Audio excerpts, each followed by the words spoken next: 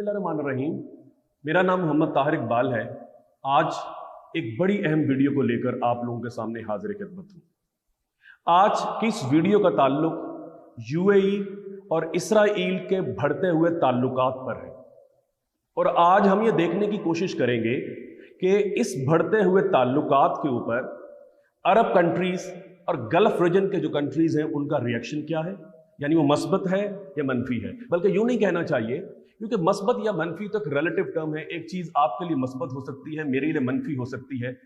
हम ये जानने की कोशिश करेंगे कि अरब कंट्रीज बिलखसूस और बिलअमूम जो मुस्लिम कंट्रीज है उनका रिएक्शन वेलकमिंग है या अनवेलकमिंग है।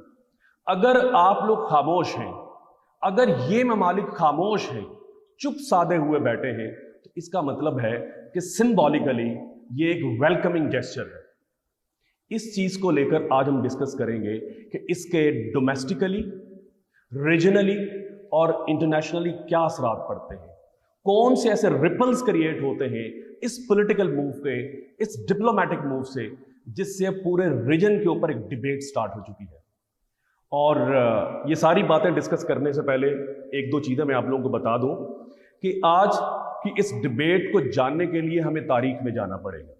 एक तो हम तारीखी पस मंजर को आप लोगों के सामने रखेंगे, एक इसराइल का जो नक्शा है, मैप है, इसके गिरदोनवा में कौन से कंट्रीज हैं वो आपसे डिस्कस करेंगे।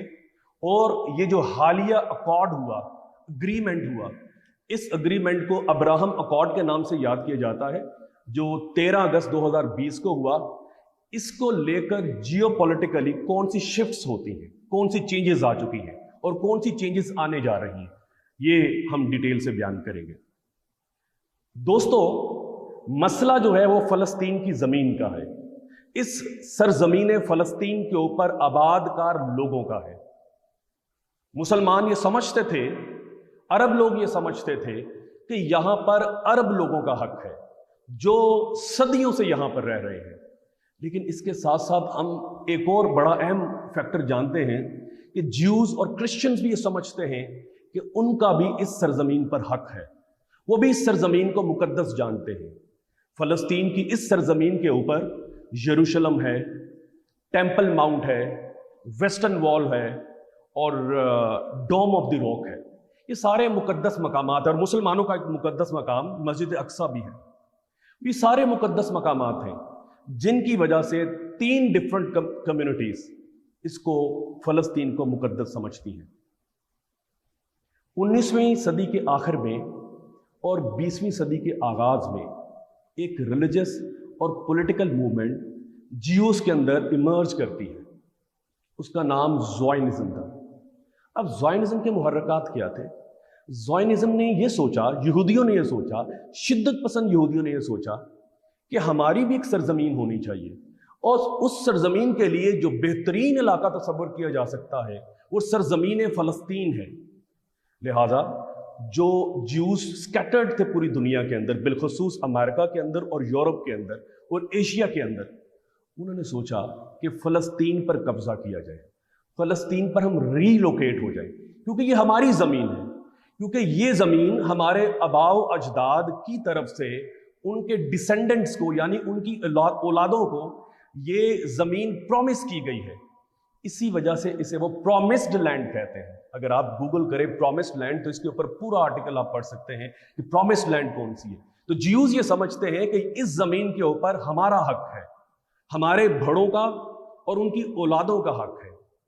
चुनाचे ज़ायनिज़्म की फिलॉसफी के तहत उन्होंने रीलोकेट होना शुरू कर दिया। 1882 से लेकर 1903 तक कोई लगभग 35,000 ज्यूज जो थे वो फलस्तीन की ज़मीन पर आते हैं और 1904 से लेकर 1914 तक मजीद 40,000 जो ज्यूज थे वो इस सरजमीन पर आते हैं। अब जब वो 1914 जा पहुंचता है, 1 लाख से ज़्यादा यहूदी यहाँ पर आ चुके हैं। ये वो ज़माना है जबकि दुनिया में जंगे अजीम अव्वल छिड़ चुकी है। ये जंगे अजीम अव्वल तक ही लेके आना था, जिसके बाद पूरा मिडल ईस्ट क्राइसिस पैदा होता है। आप कभी भी मिडल ईस्ट क्राइसिस को नहीं समझ सकते जब तक आप वर्ल्ड वॉर 1 को अंडरस्टैंड नहीं करेंगे। अब ज्यूज जो है वो अमेरिका के अंदर, और यूरोप की मुख्तलिफ लॉबीज के अंदर बड़ा असर व रसूख रखते थे। अब वो फ़लस्तीन पर भी आना शुरू हो चुके हैं। उन्होंने बरतानवी साम्राज्य को ये यकीन दिलाना शुरू कर दिया कि अगर आप हमारे लिए जंग अजीम अव्वल के बाद सरजमीन फ़लस्तीन पर हमारा एक इंडिपेंडेंट कंट्री बनाते हैं, वादा करते हैं, तो हम वादा करते हैं हम आपके साथ हैं। तो वो एलाइज के तौर पर इनके साथ मिल जाते हैं। ब्रिटिश जो लोग हैं उनके अंदर भी काफ़ी असर व रसूख है ज़ायनिज़्म का, ज्यूस का। तो वो मिल मिलाकर एक साजिश कर कर बाकी लोगों को, बाकी स्टेक होल्डर्स को पसे पुश डालते हुए, उन्हें पर्दे के अंदर रखते हुए एक डिक्लेरेशन करते हैं जिसे बेल्फोर डिक्लेरेशन का नाम दिया जाता है। इसके तहत ज्यू से ये वादा किया जाता है कि ये जिस सरजमीन पर आप लोग आ चुके हैं इसी पर आपका एक अलहदा मुल्क बना दिया जाएगा। चुनाचे 1922 के अंदर लीग ऑफ नेशंस भी इसको रेटिफाई करती है।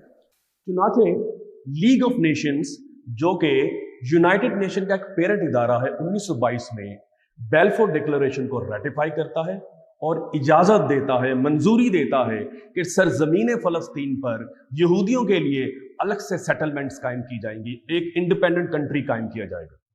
अब दोबारा चलते हैं फर्स्ट वार अव्वल की तरफ, यानी कि वर्ल्ड वॉर 1 की तरफ, कि उसके अंदर अब वादे हो रहे थे, लोगों को साथ में लाया जा रहा था। सल्तनत उस्मानिया असल दुश्मन था, उसके खिलाफ जंग जारी थी। सल्तनत उस्मानिया जो है उन्होंने जिहाद डिक्लेरेशन कर दिया था कि जी जिहाद करें बरतानवी साम्राज्य के खिलाफ। इसी दौरान बरतानिया ने एक बड़ी अजीबोगरीब चाल चली और उस चाल को हम नाम देते हैं मैकमोहन हुसैन क्रॉसपॉन्डेंस। मैकमोहन कौन थे? ये एक बरतानवी फौजी थे, लेफ्टिनेंट कर्नल मैकमोहन इनका नाम है। और हुसैन कौन है? ये शरीफ ऑफ मक्का है, हुसैन बिन अली। इनके साथ कोई 10 खतूत एक्सचेंज होते हैं। मैकमोहन के हुसैन बिन अली के साथ 10 खतूत एक्सचेंज होते हैं। इसमें एक बड़ी इंपॉर्टेंट तारीखी बात है, वो ये वादा लेते हैं शरीफ ऑफ मक्का से कि आप ऑटोमन एम्पायर के खिलाफ जाएं और हम कोशिश करते हैं कि ऑटोमन एम्पायर के टुकड़े हो जाएं, और अगर हम कामयाब हो गए जंग अजीम अव्वल के इख्तिताम पर तो अरब कंट्रीज को हम आज़ाद कर देंगे। एक बड़ी अजीब बात थी और अरब कंट्रीज इनके साथ मिल जाते हैं। लेकिन खुफिया तौर पर एक और मुआहदा भी जारी था, उसे हम कहते हैं साइक्स पिको एग्रीमेंट। अब ये क्या है? इसके तहत जो बरतानिया के जो थिंक टैंक्स है, इंटेलिजेंस इदारों के जो लोग हैं, फौजी जो हैं वहाँ पर, वो फ्रांस के साथ मिलकर, वो इटली के साथ मिलकर एक अलग से मंसूबा बनाया जा रहा है। और वो ये कहते हैं कि जब ऑटोमन एम्पायर के टुकड़े हो जाएंगे तो फिर ऑटोमन एम्पायर के इन टुकड़ों के ऊपर, इन अरब कंट्रीज के फलां जगहों के ऊपर फलां ममालिक जो हैं वो कब्जा कर लेंगे। अब ये बात मुसलमानों से और अरब कंट्री से छुपाई जाती है। और जब बेल्फोर जो अग्रीमेंट है, जो डिक्लेरेशन है 1922 में, उस पर साइन हो जाते हैं, तो दोबारा जो साइक्स और पिको अग्रीमेंट है उस पर अमल होता है। बरतानिया जो है फ़लस्तीन पर कब्जा कर लेता है, उस पर अपना असर और रसूख जमा लेता है, और बाकी अरब कंट्रीज जो है उन्हें आज़ादी मिल जाती है। और यहाँ पर 1917 में, यानी 1917 में ऑटोमन एम्पायर के टुकड़े हो जाते हैं।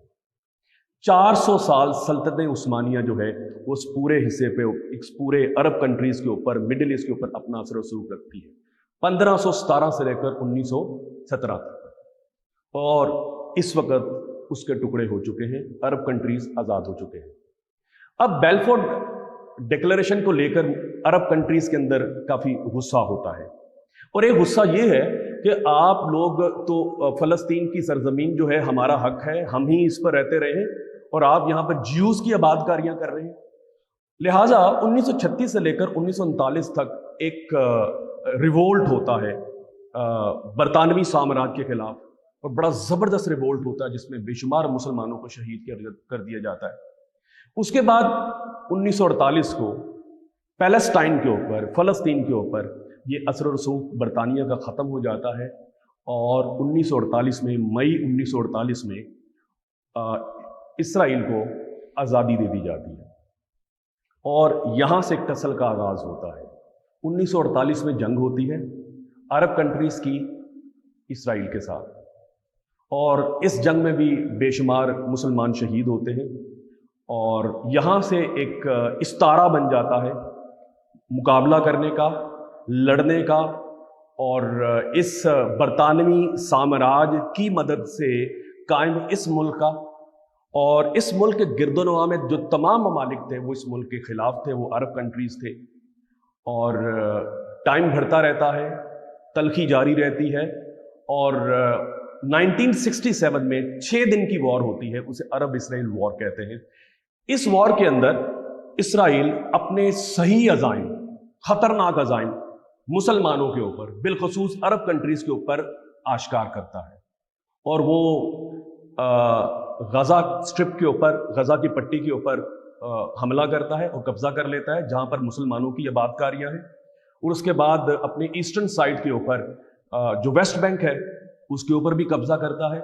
उसके बाद वो ऊपर की जानिब, यानी कि अपने सदर्न साइड पर गोलान हाइट्स जो हैं, जो कि सीरिया का हिस्सा है, इस पर भी कब्ज़ा करता है। और इसके साथ साथ सिनाई पेनिनसुला, जो कि इजिप्ट का हिस्सा है, मिस्र का हिस्सा है, उसे भी अपने कब्जे में ले लेता है। इससे पहले 1956 की वॉर भी एक हुई थी, उसमें भी उसने जो स्वीज कैनाल थी उसको कब्जे में लिया, और सिनाई पेनिनसुला जो है उस पर बड़ी गड़बड़ करने की कोशिश की। 67 की वॉर में बेशुमार मुसलमान शहीद किए जाते हैं। उसके बाद 1973 यौम किपुर वॉर, इस वॉर के ऊपर भी ये कुछ इलाके जो है अनेक्स करता है और अपनी आबादकारियां बढ़ाता चला जा रहा है। 1982 में लबनान के ऊपर अटैक कर देता है, जो कि इसके सदर्न साइड के ऊपर छोटा सा मुल्क है, और बेशुमार मुसलमानों को शहीद किया जाता है। और अब फ़लस्तीन के लोग ये समझते हैं कि हमें खड़ा होना पड़ेगा, और वो अपनी अपराइजिंग स्टार्ट करते हैं। और पहली अपराइजिंग 1987 में, जिसे फर्स्ट इंतिफादा कहते हैं, वो स्टार्ट होता है, और वो पूरा मुकाबला करते हैं इस साम्राज्य, जो कि ज्यूइश साम्राज्य है, इसके खिलाफ। और इसके बाद 1987 के बाद फिर एक और सेकेंड इंतफादा भी होता है। फिर इनकी हमास के साथ लड़ाइयाँ भी होती हैं, इनकी लुबनान में हिजबुल्लाह के साथ लड़ाइयाँ भी होती हैं, लेकिन ये मुसलमानों की बस्तियों तक अपनी वुसअत करते चले जाते हैं। और नतीजा यहाँ तक पहुँचता है कि दुनिया के कानून नाफिज करने वाले सारे इदारे चुप साधे बैठे हुए हैं। यूनाइटेड नेशन चुप है, मुसलमानों का कत्ल-ए-आम हो रहा है, मुसलमानों की आबादियों के ऊपर हमले हो रहे हैं, मुसलमानों को मस्जिदों में नमाज पढ़ने से रोका जा रहा है, उनकी खवातीन को कत्ल किया जा रहा है, बच्चों को मारा जाता है। लेकिन तमाम दुनिया के कानून नाफिज करने वाले इदारे और अदलो इंसाफ के मुतमन्नी इदारे, वो इदारे जो चाहते हैं कि दुनिया के अंदर अदल इंसाफ हो, चुप साध के बैठते हैं, और कत्ल-ए-आम का ये सिलसिला जारी रहता है। और अब हम मौजूदा जब हाल में जाते हैं, मौजूदा एक करंट सिनारियो में जाते हैं, तो आप जानते हैं कि 2017 में डोनाल्ड ट्रंप जो हैं वो भी इसराइल का विजिट करते हैं। वो उनके जो वज़ीर आज़म है बेंजामिन नेतन्याहू, उन्हें कायल करते हैं कि आप 2 नेशन सोल्यूशन के ऊपर रजामंद हो जाए। अब 2 नेशन सोल्यूशन ये है कि जिन जिन इलाकों के ऊपर आप लोगों ने कब्जा कर लिया है वो अपना कब्जा कायम रहने दें, और साथ साथ 2 रियासतें भी वजूद में आने दें, एक फ़लस्तीन की रियासत और एक इसराइल की रियासत। आज की इस वीडियो में हमने सरजमीन फ़लस्तीन पर जारी खलिश को तारीखी एतबार से जानने की कोशिश की। अपनी अगली वीडियो में हम ये जानने की कोशिश करेंगे कि अब्राहम अकॉर्ड, जो कि 13 अगस्त 2020 को हुआ है, इसके क्या असरात पूरे रीजन के अंदर होते हैं। इस वीडियो के इख्तिताम पर 2 सवालात आप लोगों के लिए। एक तो अपनी वीडियो में मैंने बताने की कोशिश की है कि अरब कंट्रीज कितने हैं। एक तो ये बताना है कि इस पूरे रीजन के अंदर, अफ्रीका के अंदर और एशिया के अंदर, मिडिल ईस्ट में और गल्फ कंट्रीज को मिलाकर कुल कितने अरब कंट्रीज हैं। और दूसरी आपने ये बात बतानी है कि मैकमोहन हुसैन जो क्रॉसपोंडेंस हैं उसमें कितने लेटर्स थे जो दोनों लोगों की तरफ से एक्सचेंज किए गए। अपनी अगली वीडियो को लेकर इंशाअल्लाह जल्दी आप लोगों के सामने हाजिर होंगे। खुदा हाफिज।